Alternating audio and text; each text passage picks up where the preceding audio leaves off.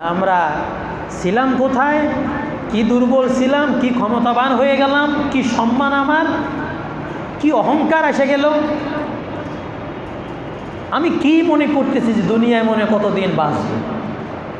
পরিবারের পিছনে টাকা ঢালছি, খরচ করছি, খাচ্ছি, ফুর্তি করছি, কিন্তু রবের কথা নাই। আল্লাহকে ভুলে বসে আছি। আল্লাহর কথা, আল্লাহ আমাকে কি দিলেন সেগুলো নাই। আছে কি আমার সামনে?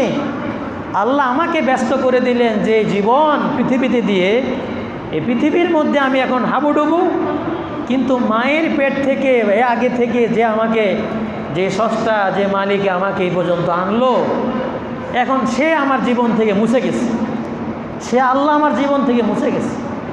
আবার যখন বিপদ আসে, বন্ধু কাছে নাই, বাপ কাছে নাই, কেউ কোনো কাজে লাগে না, তখন আবার আল্লাহকে কথা বলব।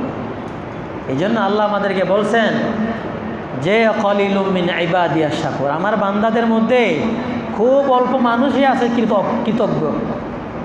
সবাই অকৃতজ্ঞ, আমরা সবাই অকৃতজ্ঞ। খুব অল্প মানুষ আছে কৃতজ্ঞ, যাদের মুখে কোনো সময় না শুক্র নাই, শকর। সুখে দুঃখে সবসময় আল্লাহর উপর খুশি।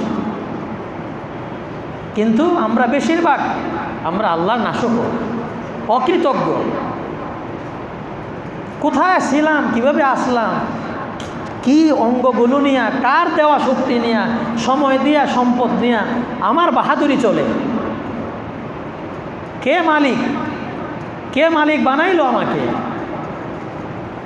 প্রিয় ভাইয়েরা, সে চিন্তাগুলো করি। প্রিয় ভাইয়েরা, যে দেহে, যে শরীরে, যে জীবনে স্রষ্টার স্মরণ লেগে গেছে, তার কল, তার চোখ, তার হাতে মুখে, তার জীবনের মধ্যে সকাল সন্ধ্যায় রবের কথা, তার স্মরণ, সে রবকে ভোলে না, ধন্য সে জীবন।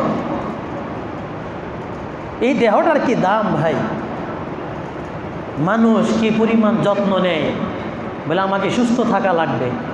সকালবেলা ঘুম থেকে আগে উঠে যায়, হাঁটতে চলে যায় ওই সরোয়ার্দী উদ্যানে, নামাজ পড়ে না, সকাল সন্ধ্যা ব্যায়াম করে, ডায়েট করে, এটা খাবে না, ওইটা খাবে না, সব।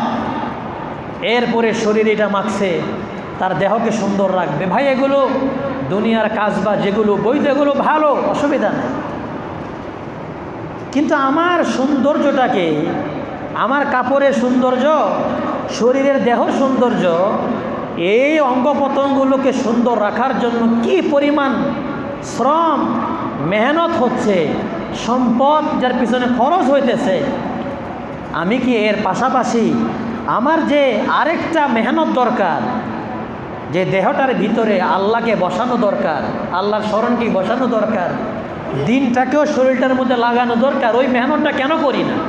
যদি আল্লাহর দিনের পথে চলার মেহনত শূন্য হয়, ছাড়া আল্লাহর পথে চলার মেহনত ছাড়া শুধু এই মাটির দেহটাকে সুন্দর রাখার জন্য কসমেটিক, প্রসাধনী, তেল, দামি দামি ব্র্যান্ডের কাপড় চোপড়, প্রসাধনী ব্যবহার করি, কি হবে এটা? মরার পরে, কবরে রাখার পরে কিছুদিন পরে এত দামি ব্র্যান্ডের প্রসাধনী ব্যবহার করে যে দেহটাকে, চেহারাটাকে, বডিটাকে অপারেশন করে এত কিছু করার পরে কত নাদুস নুদুস রাখলাম, কি ভাই কবরে রাখার পরে কিছুদিন পরে এই এত সম্পদ ব্যবহার করে, কষ্ট করে যে বডি, যে সব কিছু ঠিক রাখলাম, এটা কি ঠিক থাকবে না মাটি হয়ে যাবে? মাটি হয়ে যাবে। কি দাম হইল এটা? আর যার জিন্দেগির দেহটার মধ্যে সে সুস্থ রাখার চেষ্টা করছে, ভালো থাকার চেষ্টা করছে, পাশাপাশি তার জীবনের মধ্যে সবচেয়ে বেশি দরকার, সবচেয়ে বেশি গুরুত্বপূর্ণ, অনেক অনেক বেশি দরকার আল্লাহর সাথে সম্পর্ক করা, কোরআন পড়া, নামাজ পড়া, আল্লাহর পথে চলা, শিরক কুফর থেকে, বেদাত থেকে মুক্ত থেকে সঠিক পথে নিজের জীবন পরিবারকে পরিচালনা করা, যেটা মুসলমানের জীবনের এর চেয়ে গুরুত্বপূর্ণ আর কোনো কিছুই নাই। যে জীবনকে ওইভাবে গড়ছে, তার জীবন যদি মৃত্যুর পরে তার দেহটা মাটি হয়ে যেতে পারে, কিন্তু তার জীবন আল্লাহর কাছে অমর। আর পৃথিবীতে ভালো কিছু করে গেলে মানুষ স্মরণ করবে, দোয়া করবে, এখানেও তারা অমর থাকে, তারা মরে না।